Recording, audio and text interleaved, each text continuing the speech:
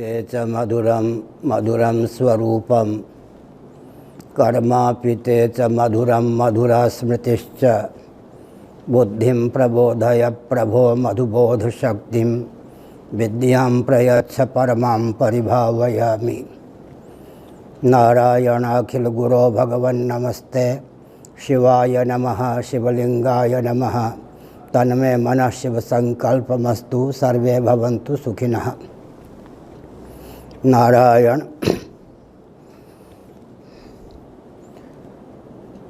मान्य महानुभावों ने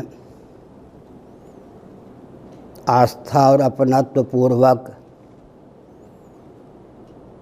बहुत ही परिमार्जित भावों को व्यक्त किया।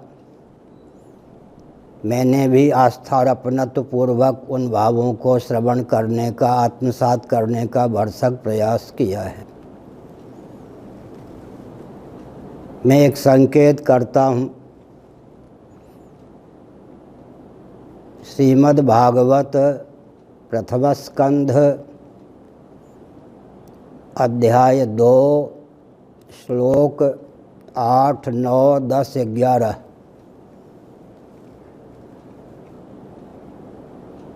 इनका आप अनुवाद सहित अध्ययन और अनुशीलन करें। मैं समझता हूँ पुरुषार्थ चतुष्टय में सामंजस्य साधने की जो स्वस्थ विधा और जीवन के लक्ष्य का जो स्वरूप इन श्लोकों के माध्यम से व्यक्त किया गया है, अन्यत्र मिल पाना कठिन है। फिर से सुनिए। श्रीमद् भागवत प्रथम स्कंध अध्याय 2 श्लोक 8, 9, 10, 11 पुरुषार्थ चतुष्टय में जो सामंजस्य साधा गया है, जीवन का जो लक्ष्य निर्धारित किया गया है, वह अन्यत्र सूत्र शैली में प्राप्त होना दुर्गम है। साथ ही साथ आप महानुभावों के प्रमोद के लिए मैं एक संकेत करता हूँ। श्रीमद् भागवत 11वां स्कंध एकादश स्कंध के 23वें अध्याय में भिक्षु गीतम के माध्यम से 15 अनर्थों के चपेट से कदाचित कोई अर्थ को मुक्त कर सके, तब तो अर्थ का नाम अर्थ है, नहीं तो अनर्थ है। स्तेयम से शुरू किया गया है श्लोक। द्यूत, मद्य, चोरी, स्पृहा, हिंसा आदि 15 अनर्थों के चपेट से कदाचित कोई अर्थ को मुक्त करने में समर्थ होता है, तब तो अर्थ में प्रयुक्त और विनियुक्त होता है, अन्यथा अर्थ के गर्भ से अनर्थ की ही प्राप्ति होती है। मैंने संकेत किया। अब समय की सीमा में अर्थ के संबंध में शास्त्र सम्मत भावों को व्यक्त करना मैं उचित समझता हूँ।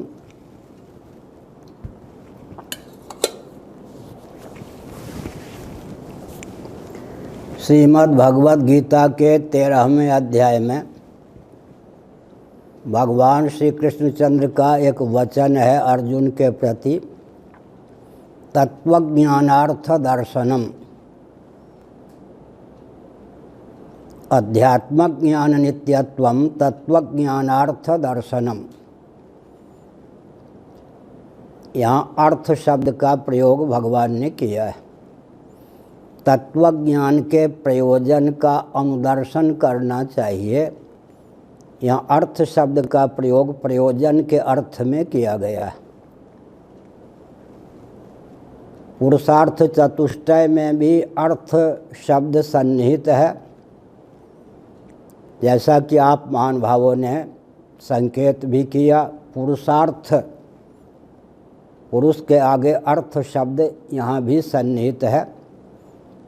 पुरुष का अर्थ होता है सांख्य प्रस्थान, वेदांत प्रस्थान के अनुसार जीवात्मा, लेकिन पुरुषार्थ चतुष्टय की सिद्धि के अनुरूप देहेंद्रीय प्राणांतःकरण से युक्त मनुष्यों का शरीर है, जीवन है। अतः विवक्षावसात प्रसंगानुसार पुरुष का अर्थ मनुष्य कर दिया जाता है। तो जीव के प्रयोजन का नाम पुरुषार्थ है।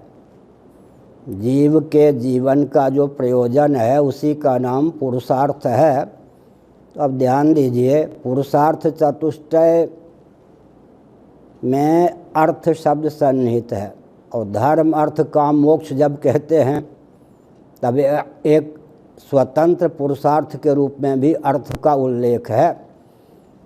तो जीवों के जीवन का प्रयोजन और उसकी पूर्ति का जो प्रकल्प है उसका नाम सनातन शास्त्रों के अनुसार अर्थ होता है। ये मैंने अर्थ की परिभाषा भी व्यक्त की।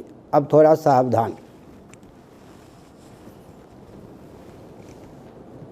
सर्वं खलुदं ब्रह्म तदैक्षत सईक्षां चक्रे शोकामयत बहुश्याम प्रजायेय तदात्मानं स्वयं अकुरुत। इन उपनिषदों के वचनों के अनुसार हम जिस परमात्मा को मानते हैं वेदादि शास्त्रों के आधार पर, वे भगवान या परमात्मा जगत बनाने वाले और बनने वाले दोनों हैं। इसको हम दार्शनिक शब्द में कहते हैं अभिन्न निमित्तोपादान कारण है। आधुनिक चुलबुली भाषा में कहते हैं मेकर और मैटर दोनों ही हैं। हमारे भगवान जगत बनाते भी हैं, जगत बनते भी हैं। इसलिए सर्व रूपों में भगवत तत्व की ही अभिव्यक्ति है। इसी से अर्थ का स्रोत प्राप्त होता है। ध्यानपूर्वक सुने। हमारे यहाँ एक पृथ्वी शब्द है, अंग्रेजी वाले उसको अर्थ कहते हैं। अंग्रेजी में अनुवाद करेंगे तो भू या पृथ्वी या भूमि को अर्थ भी कह देते हैं। श्री सूक्तम के अनुसार पृथ्वी अर्थ है, पानी अर्थ है, प्रकाश अर्थ है, पवन अर्थ है, आकाश अर्थ है। इसका अर्थ क्या हुआ? परम अर्थ परमात्मा की जो भी अभिव्यक्ति है उसी का नाम अर्थ है। परम अर्थ परमात्मा है, उनकी जो भी अभिव्यक्ति है सबका नाम अर्थ है। अर्थ की प्रशस्त परिभाषा यही हो सकती है। आधुनिक परिप्रेक्ष्य में भी पृथ्वी को अर्थ माना जाएगा या नहीं? अर्थ की जो भी आप परिभाषा करेंगे उसका उद्गम स्थान स्रोत तो पृथ्वी को मानना ही पड़ेगा। पृथ्वी का उपादान मूल कारण जल है, जल भी अर्थ है, तेज भी अर्थ है, वायु भी अर्थ है, आकाश भी अर्थ है। तो अर्थ की पहली परिभाषा समग्र क्या हो सकती है? परम अर्थ परमात्मा की जो भी अभिव्यक्ति है उसका नाम अर्थ है। और अंत में अर्थ की चरम परिभाषा क्या हो सकती है? परम अर्थ परमात्मा की अभिव्यक्ति, उपलब्धि या प्राप्ति में साक्षात अथवा परंपरा से जिसका उपयोग हो वही अर्थ है, नहीं तो जीवन व्यर्थ है। फिर से सुनिए, मेरी भाषा कुछ विचित्र होती है। परम अर्थ परमात्मा की अभिव्यक्ति या प्राप्ति में साक्षात, सीधे या परंपरा से जिसका उपयोग और विनियोग हो उसका नाम अर्थ है। इतनी बात स्पष्ट है, लेकिन श्रीमद् भागवत के प्रथम स्कंद के द्वितीय अध्याय का मैंने उल्लेख किया। इतना सा वचन आप याद कर लें, मन में सन्निहित कर लें। जीवस्य तत्व जिज्ञासा, जीवस्य तत्व जिज्ञासा। इसकी संक्षिप्त मीमांसा में करता हूँ, व्याख्या करता हूँ। सावधान। जीविका जीवन के लिए है, आप जीविका की उपेक्षा मत कीजिए। लेकिन जीवन जीविका के लिए नहीं है, जीवन है जीवन धन जगदीश्वर परमात्मा की अभिव्यक्ति के लिए। कितना उत्तम संदेश हमको श्रीमद् भागवत के माध्यम से प्राप्त है। जीवस्य तत्व जिज्ञासा। सावधान, आप कभी भी जीविका की उपेक्षा मत कीजिए। लेकिन जीविका जीवन के लिए हो, कदाचित जीवन ही जीविका के लिए ना हो जाए। भौतिकवादियों की दृष्टि क्या होती है? जीविका जीवन के लिए है और जीवन जीविका के लिए है। लेकिन हमारे यहाँ जीविका की उपेक्षा कहीं नहीं की गई। लेकिन जीविका जीवन के लिए है, जीवन जीविका के लिए नहीं है। जीवन है जीवन धन जगदीश्वर की अभिव्यक्ति या प्राप्ति के लिए इस सिद्धांत को अगर हम मन में बैठा लेते हैं, तदनुकूल व्यवहार करते हैं, तो जीवन दिशाहीन होने से बच सकता है। हमने जीवन धन जगदीश्वर का नाम लिया कई बार, जीवन धन क्यों कहा गया, इस पर भी विचार व्यक्त करना आवश्यक है।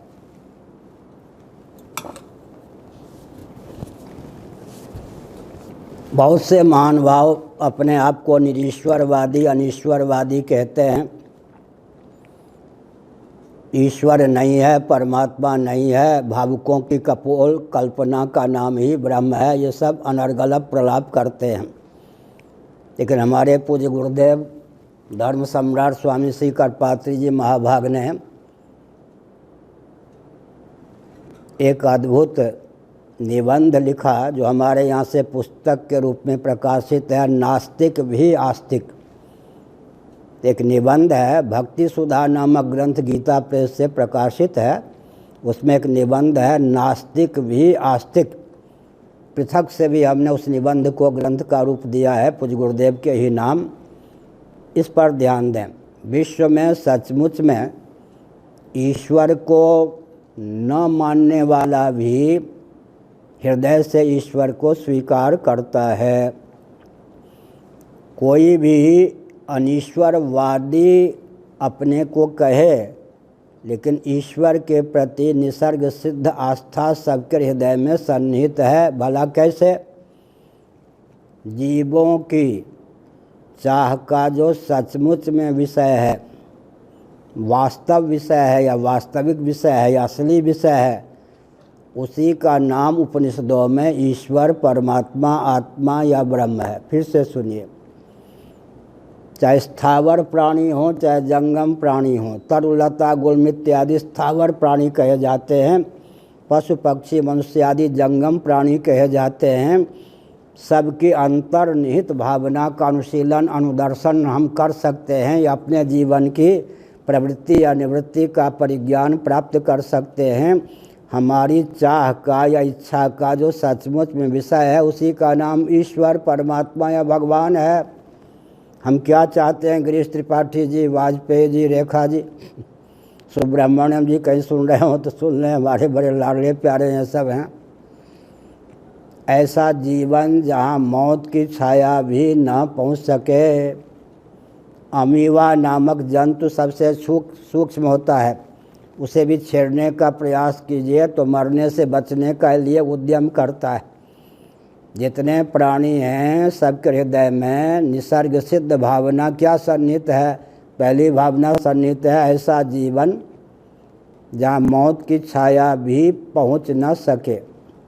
मृत्युंजय होकर, अमृत स्वरूप होकर, मृत्यु से पारंगत होकर, सत्य होकर, नित्य होकर हम शेष रह सकें, ऐसी भावना है या नहीं?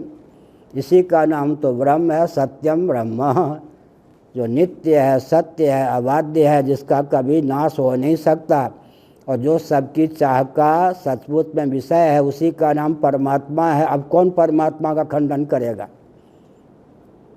फिर हम क्या चाहते हैं? ऐसा ज्ञान, ऐसी चेतना जो जड़ता से विमुक्त हो, जहाँ जड़ता की, अज्ञता की छाया भी न पहुँच सके, उसी का नाम तो परमात्मा है। ज्ञानम ब्रह्म विज्ञानम आनंदम ब्रह्म, उसी का नाम चेतन है। हमारी चाह का जो सचमुच में विषय है, चित स्वरूप, ऐसा विज्ञान जो कभी अज्ञान का रूप न धारण कर सके, ऐसा जीवन। तमसो माँ ज्योतिर्गमय, जहाँ ना समझी, मूर्खता, अज्ञता, जड़ता की गंध भी न पहुँच सके, जड़ता, अज्ञता, ना समझी से विमुक्त जीवन चाहते हैं, तो वो क्या है? उसी का नाम ज्ञान है, उसी का नाम चित्त है। तो वो हम ईश्वर को तो मानते हृदय से हैं, साथ ही साथ हमारी भावना होती है ऐसा जीवन जहाँ दैहिक, दैविक, भौतिक त्रिविध तापों में किसी ताप की प्राप्ति ना हो, व्याप्ति ना हो, पहुँच ना हो, उसी का नाम आनंद है। आनंदो ब्रह्म, आनंद ब्रह्म, आनंदो ब्रह्म कहा, आनंदम ब्रह्म कहा। इसका अर्थ क्या है? हमारी निसर्ग सिद्ध चाह के विषय का नाम ही परमात्मा है, भगवान है, ईश्वर है। इस ढंग से अगर हम ईश्वर, परमात्मा, भगवान को परिभाषित करेंगे तो कोई भी नास्तिक नहीं बचेगा। सबके हृदय में अपने अस्तित्व के प्रति, विज्ञान के प्रति, आनंद के प्रति आस्था ही है। एक संकेत और मैं करता हूँ। कोई कह सकता है कि सातवें आसमान की बात है, कपोल कल्पना है, भावुकता की पराकाष्ठा है। ऐसा तत्व कैसे हो सकता है? क्या संभव है कि मृत्यु से पारंगत जीवन हमको प्राप्त हो जाए, जहाँ मौत की छाया भी न पहुँच सके? जड़ता ज्ञता से पारंगत जीवन प्राप्त हो जाए हमको, जहाँ पर कभी भी जड़ता की, अज्ञता की पहुँचना हो सके। त्रिविध तापों से पारंगत जीवन हमको प्राप्त हो जाए, जहाँ कहीं भी दुख, वेदना, ताप, संताप की पहुँचना हो सके। उदाहरण हमारे पास है। हमको आपको गाढ़ी नींद की प्राप्ति होती है, संभल कर आप सुन ही रहे हैं, तत्परतापूर्वक आप सुन ही रहे हैं। यह सार्वभौम सिद्धांत है, कोई भी इसका निराकरण नहीं कर सकता। गाढ़ी नींद में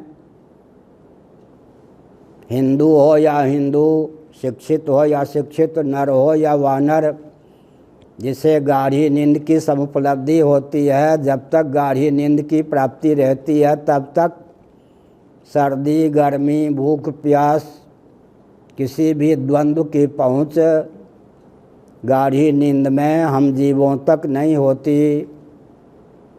कामक, क्रोध, लोभ, मोह, शोक, ये सब जितने मनोविकार हैं, उन मनोविकारों की पहुँच हम तक गाढ़ी नींद में नहीं होती। अनुभव के बल पर यह तथ्य सिद्ध है, गाढ़ी नींद में अनुभूति होती है, नींद टूटने पर उसकी स्मृति होती है। बिना अनुभूति की स्मृति संभव ही नहीं है। और लीजिए, गाढ़ी नींद में जो कोई होता है, हम आप होते हैं प्राय नित्य 5-7 घंटे, जब तक गाढ़ी नींद हमको सुलभ होती है तब तक मृत्यु का भय प्राप्त नहीं होता। मरणासन्न व्यक्ति को भी कदाचित एक क्षण के लिए गाढ़ी नींद की प्राप्ति हो जाए तो उसे मृत्यु के भय की प्राप्ति गाढ़ी नींद में नहीं होगी। मैंने एक संकेत किया। और विचित्र बात यह है, दैहिक, दैविक, भौतिक त्रिविध तापों में किसी ताप की पहुँच गाढ़ी नींद में नहीं होती। ताप की प्राप्ति और व्याप्ति गाढ़ी नींद में नहीं होती। इसका अर्थ क्या हुआ? समय की सीमा में संकेत करता हूँ। सच्चिदानंद स्वरूप होकर, अपने स्वरूप के अनुरूप होकर मृत्युग्रस्त जड़ दुख प्रपंच से विविक्त होकर हम गाढ़ी नींद में शेष रहते हैं। गाढ़ी नींद में केवल एक त्रुटि है, मृत्यु, जड़ता, दुख का बीज अज्ञान शेष है।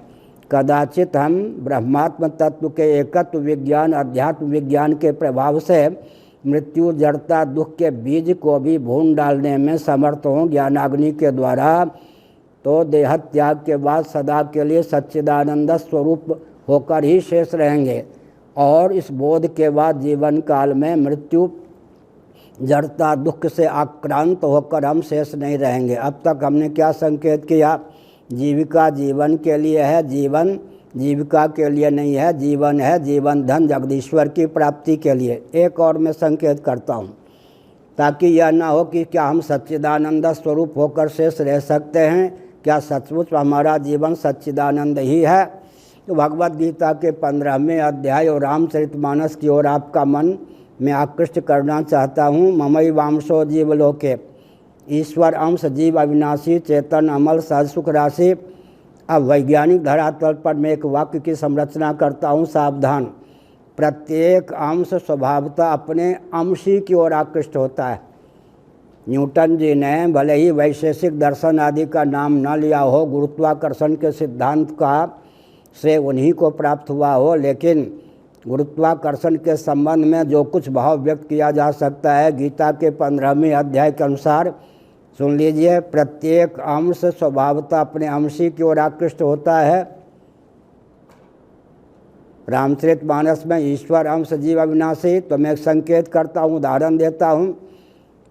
एक फल है, सेब मान लीजिए, पार्थिव है, वो उसमें गंध है। जिस वस्तु में गंध नामक निसर्ग सिद्ध गुण की प्रतिष्ठा होती है उसको पार्थिव कहते हैं, पृथ्वी का कार्य कहते हैं।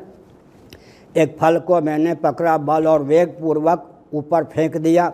बल और वेग के निरस्त होने पर वह सेब पृथ्वी की ओर समाकृष्ट होने में समर्थ है। वृक्ष में लगा हुआ पत्र है, पुष्प है, फल है, जब अपने उद्गम स्थान से उच्युत होता है तो पृथ्वी की ओर ही क्यों आकृष्ट होता है? यहाँ गुरुत्वाकर्षण का सिद्धांत क्रियान्वित होता है कि प्रत्येक अंश स्वभावतः अपने अंश ही की ओर आकृष्ट होता है। आगे चलिए, जल सागर की ओर, जलधारा सागर की ओर ही क्यों जाती है? जलधारा अंश है सागर या समुद्र महोदधि, जहाँ हम महोदधि के तट पर ही बैठे हैं, वो उद्गम स्थान है। प्रत्येक अंश स्वभावतः अपने अंश की ओर आकृष्ट होता है। हम दीप प्रज्वलित करते हैं, दीप की ज्वाला, अग्नि की शिखा नभोमंडल की ओर क्यों अग्रसर होती है? क्योंकि सूर्य जो है नभोमंडल में विद्यमान वो अंशी हैं। प्रत्येक अंश स्वभावतः अपने अंशी की ओर ही समाकृष्ट होता है। हम जीव भी सच्चिदानंद स्वरूप परमात्मा के अंश सरीखे हैं। प्रतिक्षण हमारे आकर्षण का विषय सच्चिदानंद तत्व ही होता है। उसकी अभिव्यक्ति या प्राप्ति के लिए ही ज्ञात या अज्ञात में हमारी सब प्रवृत्ति और निवृत्ति होती है। अब मैं एक संकेत करता हूँ, ध्यान दें। अगर अर्थ की समग्र परिभाषा और व्याख्या समझने की भावना हो तो श्रीमद् भागवत के 4 स्कंध में पृथु जी का इतिहास या आख्यान है, उसको पढ़ना अत्यंत आवश्यक है। उससे आप अर्थशास्त्र के विशेषज्ञों को पर्याप्त प्रेरणा मिलेगी और अर्थ का समग्र स्वरूप भी हृदयंगम करने में सुगमता होगी।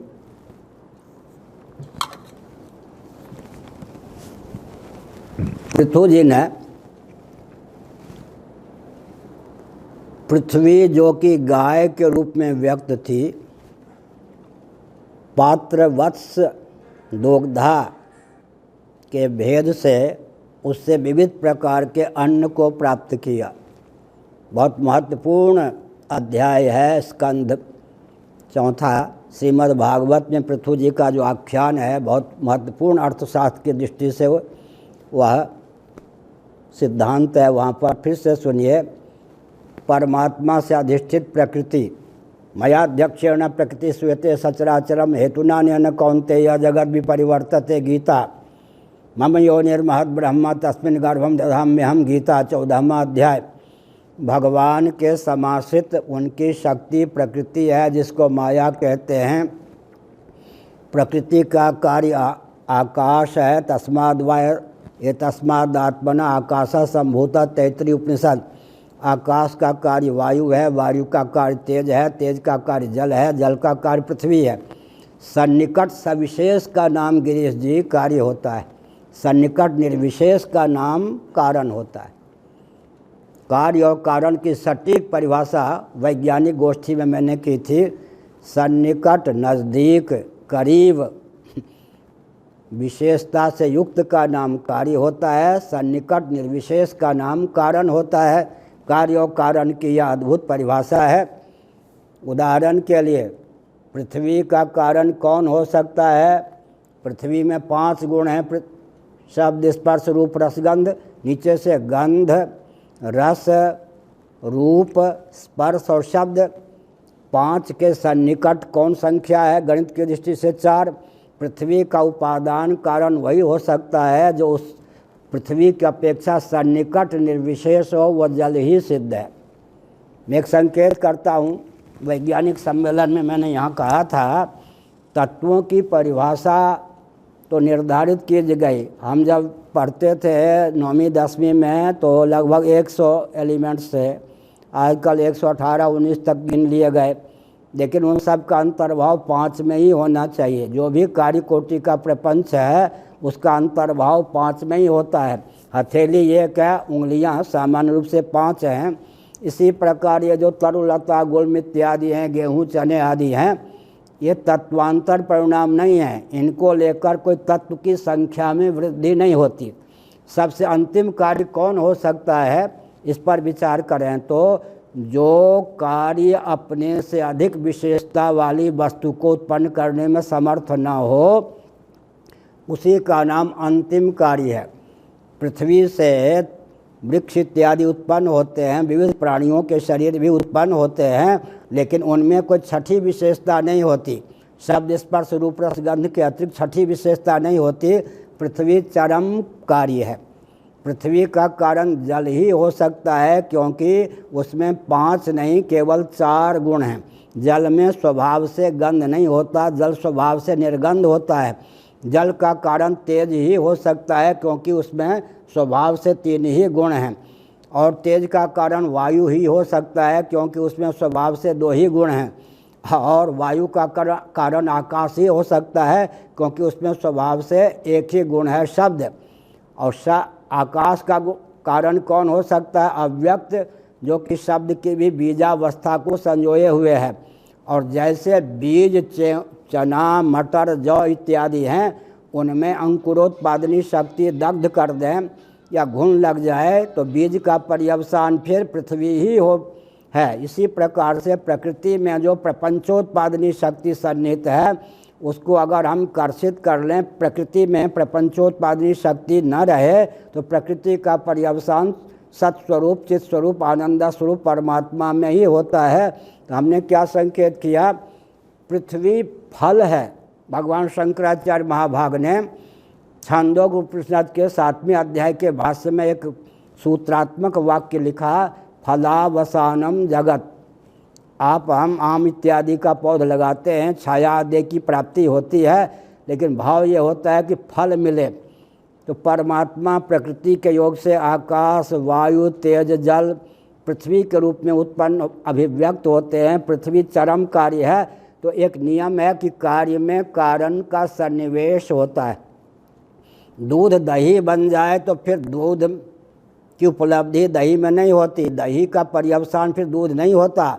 लेकिन मिट्टी से घट बन जाए तो घट में मिट्टी की अनुगति होती है, घट का पर्यवसान पृथ्वी होती है। जल तरंग में जल की अनुगति होती है, कारण की अनुगति कार्य में होती है। इस दृष्टि से मैंने विचार करके क्या कहा, पृथ्वी का अर्थ क्या है?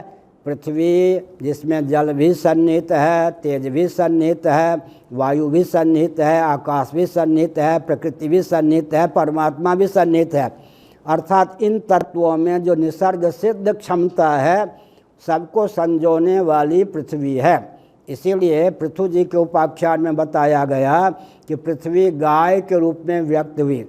जय जय सूर्यनायक, ये तो गिरीश जी को पता होगा। निमसारण में तुलसीदास जी की संरचना को हम नित्य ही प्रार्थना के रूप में व्यक्त करते थे। तो इसका मतलब पृथ्वी पर जब संकट आता है तो ब्रह्मा जी के पास पृथ्वी गाय का रूप धारण करके जाती है। ऋग्वेद आदि में भू सूक्तम है, पृथ्वी के केंद्र का वर्णन है। अमेरिका आदि के वैज्ञानिकों ने 10-12 साल पहले जो आविष्कार किया, भू सूक्तम के आधार पर सिद्ध होता है पृथ्वी का केंद्र क्या है। फिर उन वैज्ञानिकों को यह भी प्राप्त हुआ कि वास्तव में पृथ्वी की जो आकृति है एक चेतन गाय के समान है।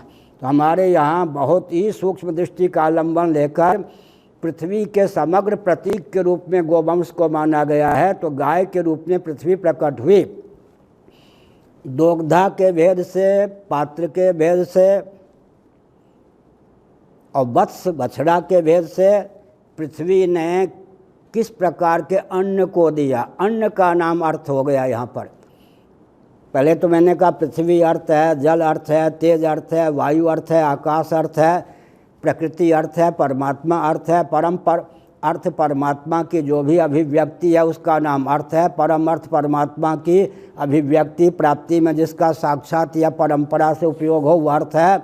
अब हम अन्न की दृष्टि से भोग्य सामग्री का नाम सज्जनों अर्थ होता है। महाभारत में विश्व में जितने स्थावर जंगम प्राणी हैं, निसर्ग सिद्ध उनका जो आहार है उसका नाम अन्न है। अन्न शब्द बहुत व्यापक है। अद्यते अनेन, ये सब तैत्तिरीय उपनिषद में अन्न की निरुक्ति भी है। मैंने संकेत किया पृथ्वी को दोहन किया, 17 प्रकार के अन्न की अभिव्यक्ति हुई महाभारत के अनुसार। श्रीमद् भागवत में जो 4th स्कंद में पृथु जी का आख्यान है उसको पढ़ने पर अन्नम बहुकुर्वीत, तैत्तिरीय उपनिषद में देखिए उपेक्षा की गई। क्या शासक का काम है, कृषक का काम है, समाज का काम है, व्यक्ति का काम है। अन्नम बहुकुर्वीत, अन्न का उत्पादन पर्याप्त होना चाहिए। ताकि अन्न के अभाव में कोई प्राणी जीवन में कष्ट का अनुभव न करें। लेकिन अन्न के प्रभेद पर विचार किया जाए तो बहुत बढ़िया है। अब एक विचार है, देवता भी अन्न प्राप्त करते हैं, सिद्ध को भी अन्न चाहिए, और व्याघ्र इत्यादि को भी अन्न चाहिए, मनुष्यों को भी अन्न चाहिए, पशु पक्षियों को भी अन्न चाहिए। अन्न के प्रभेद का वर्णन श्रीमद् भागवत में है। तो अन्न के कितने प्रभेद हैं। संगीत भी अन्न है, जिससे आह्लाद उत्पन्न हो, जीवनी शक्ति की परिपुष्टि हो, देहेंद्रीय प्राणांतःकरण में बल और वेग का संचार हो, उसका नाम अन्न है। भोग्य सामग्री का सज्जनों नाम अन्न क्या है, अर्थ है। पुरुषार्थ चतुष्टय में जब अर्थ शब्द का प्रयोग किया जाता है तो मैं संकेत करना चाहता हूँ, भोग्य सामग्री का नाम अर्थ है। उसके सेवन से देहेंद्रीय प्राणांतःकरण की पुष्टि होती है और आह्लाद की अभिव्यक्ति होती है, उसी का नाम काम है। फिर से सुनिए, भोग्य सामग्री का नाम अर्थ है, उसके सेवन से जो जीवन में पुष्टि और प्रमोद की स्फूर्ति होती है, उसी का नाम काम है। मैं एक संकेत करता हूँ, आपको स्थल बताता जाता हूँ। महाभारत के वन पर्व में भीमसेन ने काम पुरुषार्थ को विस्तार पूर्वक परिभाषित किया है। क्योंकि भीमसेन कौन थे, वायु के अवतार थे। जिसके जीवन में वायु की प्रधानता होती है, उसके जीवन में काम का उद्रेक अधिक होता है, मनोविज्ञान है। तो भीमसेन जी ने काम नामक पुरुषार्थ को परिभाषित किया है। तैत्रीय उपनिषद के अनुसार प्रिय, मोद और प्रमोद का नाम काम है। किसी भी अभीष्ट वस्तु को देखकर या अभीष्ट वस्तु या व्यक्ति की उपलब्धि के बाद जो जीवन में आह्लाद उत्पन्न होता है, उसका नाम है प्रिय। उस वस्तु का सेवन प्रारंभ कर देते हैं, तब जो आह्लाद उत्पन्न होता है, उसका नाम है प्रिय की अपेक्षा उन्नत आनंद मोद। उस वस्तु का यथेच्छ सेवन कर लेने पर बाह्याभ्यंतर जो आनंद आह्लाद की अभिव्यक्ति होती है, अंग्रेजी में जिसको ओवरफ्लोइंग कह सकते हैं, उसका नाम है प्रमोद। प्रिय, मोद, प्रमोद की स्फूर्ति का नाम ही काम है। अब तक मैंने क्या कहा, बिल्कुल विभाजन है। भोग्य सामग्री का नाम हो गया अर्थ, उसके सेवन से प्राप्त पुष्टि और तृप्ति का नाम है काम। भोजन करी तृपित हित लागी, श्रीमद् भागवत के एकादश स्कंद के अनुसार मैं बोल रहा हूँ, और आपकी हमारी अनुभूति के अनुसार भी मैं बोल रहा हूँ। हमने अभीष्ट भोजन किया, अभीष्ट भोजन के आने पर पृथक प्रयास नहीं करना पड़ा, 3 फलों की एक साथ प्राप्ति हो गई। भोजन अभीष्ट मिल जाए तो भूख की निवृत्ति, देहेंद्रीय प्राणांतःकरण में पुष्टि, बल का संचार, और अंतिम फल है तृप्ति। भोजन करी तृप्त हित लागी, तो इसी का नाम काम हो गया। भोजन का नाम अर्थ हो गया। भोजन के करने से जो पुष्टि की प्राप्ति हुई, तृप्ति की प्राप्ति हुई, उसी का नाम हो गया सज्जनों काम। अब उदाहरण के लिए पानी है, लोटा में पानी है, इसका नाम अर्थ हो गया। पानी के पीने पर जो प्यास की निवृत्ति हुई, देहेंद्रीय प्राणांतःकरण में पुष्टि का संचार हुआ, अंत में तृप्ति हुई, इसी का नाम काम है। अर्थ और काम ये क्या है, स्थावर जंगम जितने प्राणी हैं सबके लिए सामान्य पुरुषार्थ हैं, सार्वभौम पुरुषार्थ हैं। कोई भी अर्थ और काम का खंडन नहीं कर सकता, क्योंकि ये सार्वभौम पुरुषार्थ हैं। तरुलता, गुल्म इत्यादि को भी अनुकूल खाद पानी देते हैं, तो अनुकूल खाद पानी उनके लिए अर्थ है। उनके सेवन से जो पुष्टि होती है, तृप्ति होती है, आह्लाद उन्हें प्राप्त होता है, उसका नाम काम है। अब धर्म की क्या आवश्यकता रह गई, अर्थोपार्जन की, विषयोपभोग की वह विधा, जिस विधा का अनुपालन करने पर जीवन दिशाहीन न हो और जीवन धन जगदीश्वर की अभिव्यक्ति के अनुकूल जीवन में बल और वेग का संचार हो, उसका नाम धर्म है। अब धर्म का खंडन कर देगा विश्व में। फिर से सुनिए, अर्थोपार्जन की वह विधा, धर्मा विरुद्धो भूतेषु कामोस्मि भर्तर्षभ, भगवद गीता का 7वां अध्याय। यहाँ पर काम अर्थ का भी उपलक्षण है। धर्म की जीवन में क्यों आवश्यकता है, अर्थोपार्जन की वह विधा, विषयोपभोग की वह विधा, जिसके फलस्वरूप हम दूसरों के लिए अनावश्यक शोषक सिद्ध न हो। हमारे यहाँ देहेंद्रीय प्राणांतकरण जो हमें प्राप्त है उसका पोषण हो और अंत में जीवन में वह बल और वेग प्राप्त हो कि हम सच्चिदानंद स्वरूप परमात्म तत्व को हृदयंगम करके मृत्यु जड़ता दुख के चपेट से सदा के लिए मुक्त होने में समर्थ हो। इसी का नाम है धर्म। अर्थोपार्जन की स्वस्थ विधा, विषयोपभोग की स्वस्थ विधा, और जिस विधा का पर्यवसान दुख में न हो बल्कि जीवन में उस बल और वेग के संचार में हो जिसके फलस्वरूप हम जीवन के लक्ष्य को पूर्ण कर सकें, उसी का नाम सज्जनों धर्म है। और मोक्ष क्या है?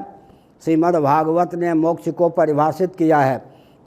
दूसरा स्कंध, मुक्ति हित्वा अन्यथा रूपम स्वरूपेण व्यवस्थिति, अन्यथा रूपम हित्वा स्वरूपेण व्यवस्थिति मुक्ति। अनात्म वस्तुओं के अनुरूप आत्म मान्यता का त्याग कर आत्मानुरूप आत्मस्थिति का नाम मुक्ति। सदा के लिए मृत्यु जड़ता दुख पर विजय प्राप्त कर सच्चिदानंद स्वरूप होकर ही शेष रहने का नाम है सज्जनों मुक्ति। ये पुरुषार्थ चतुष्टय को हमने परिभाषित किया। पृथ्वी का नाम हमने इसलिए लिया कि पृथ्वी में, अब कृषि विज्ञान पर चर्चा कर रहे थे महानुभाव, अब पृथ्वी में नमी क्या है? जल का अंश है या नहीं? उसमें अगर पृथ्वी में ऊष्मा ना हो तो बीज इत्यादि अंकुरित कैसे हों? उसमें तेज सन्निहित है या नहीं? और जीवनी शक्ति जो पृथ्वी में है जिसके फलस्वरूप अन्न के सेवन से हमको जीवनी शक्ति प्राप्त होती है, वो वायु का है या नहीं? और पृथ्वी बिल्कुल घनीभूत ही हो, उसमें अवकाश ना हो तो अन्न इत्यादि का उत्पादन कैसे हो? कहने को पृथ्वी है लेकिन उसको सादे हुए जल भी है, तेज भी है, वायु भी है, आकाश भी है। अनुकूल आकाश, वायु, तेज, जल, पृथ्वी, इसका ज्ञान होना चाहिए। पृथ्वी का नाम है सज्जनों वसुंधरा। एक मैं संकेत करना चाहता हूँ, पृथ्वी का नाम वसुंधरा। वसु का नाम क्या होता है? वसु माने धन।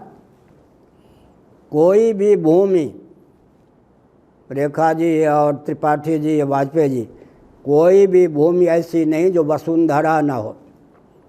अब वो मरुस्थल ले लीजिए, वहाँ पर पेट्रोल डीजल अर्थ है या नहीं? भरपूर।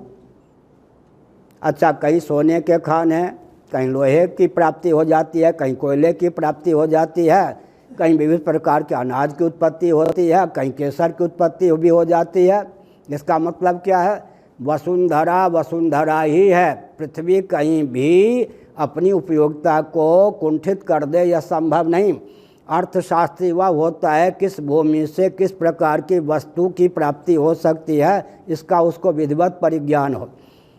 सुब्रह्मण्य स्वामी जी आदि खेती की बात कर रहे थे, मुझे बहुत प्रसन्नता हुई। मैं एक संकेत करना चाहता हूँ। ये विकास की कैसी परिभाषा जी?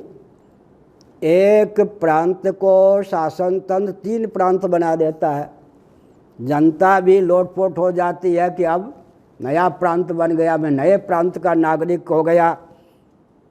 ये मार किस पर पड़ती है? भूमि पर पड़ती है नहीं? जब एक प्रांत के आप 3 प्रांत बना देंगे तो राज्यपाल भी 3, मुख्यमंत्री भी 3, और फिर क्या क्या कलेक्टर के लिए ये सब, एक जिला के 3 जिला बना दीजिए। इधर ध्यान नहीं गया।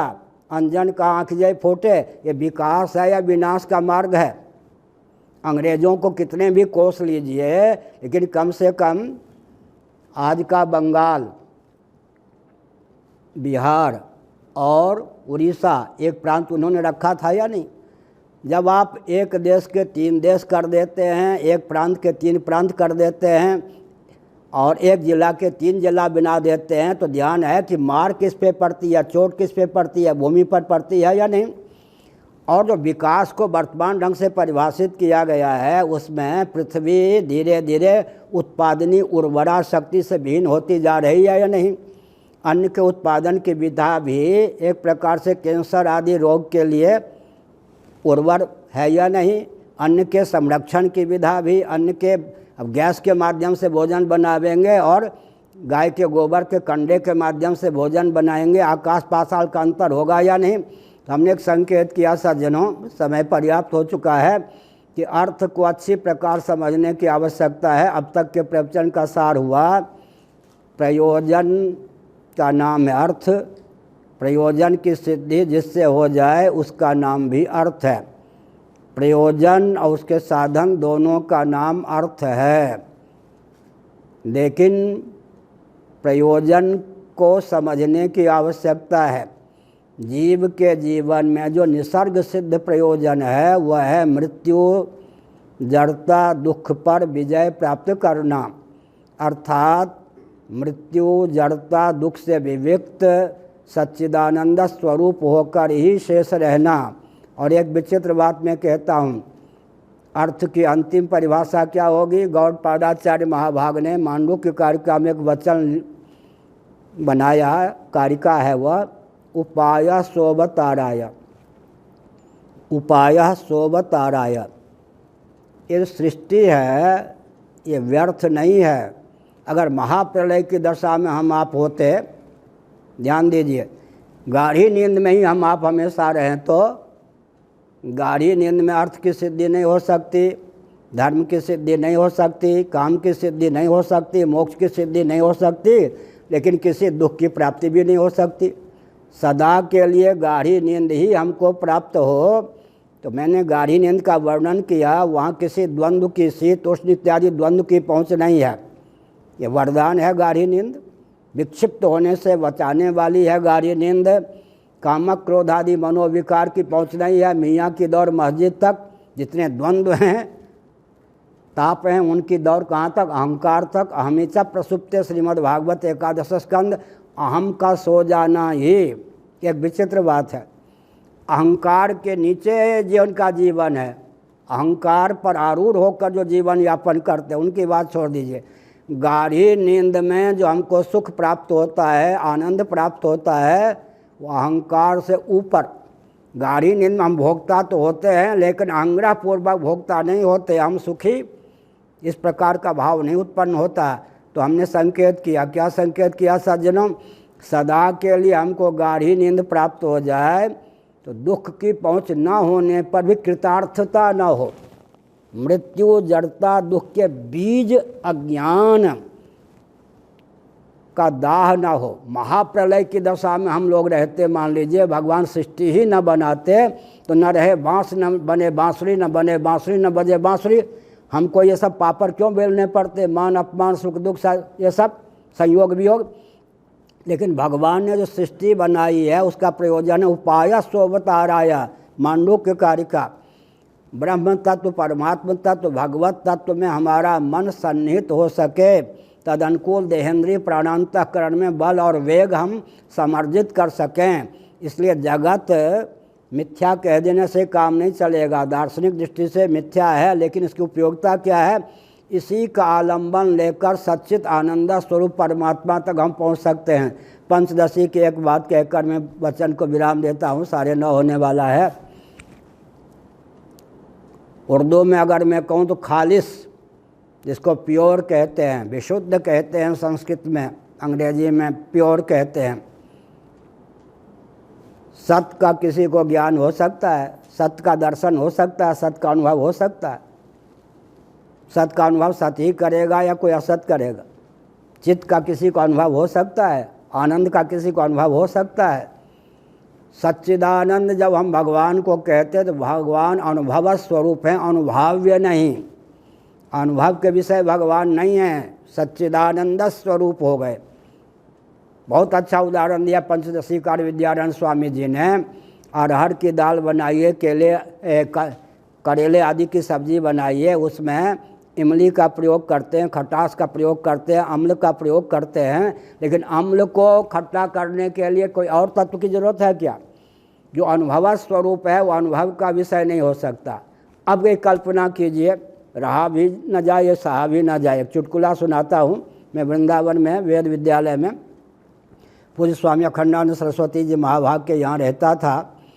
सुबह छत पर घूमता भी जाता था, कुछ दर्शन विज्ञान आदि का चिंतन भी करता था। नीचे एक ब्रह्मचारी जी थे, दर्पण सामने रखे हुए थे, नरवर से व्याकरणाचार्य होके आए थे।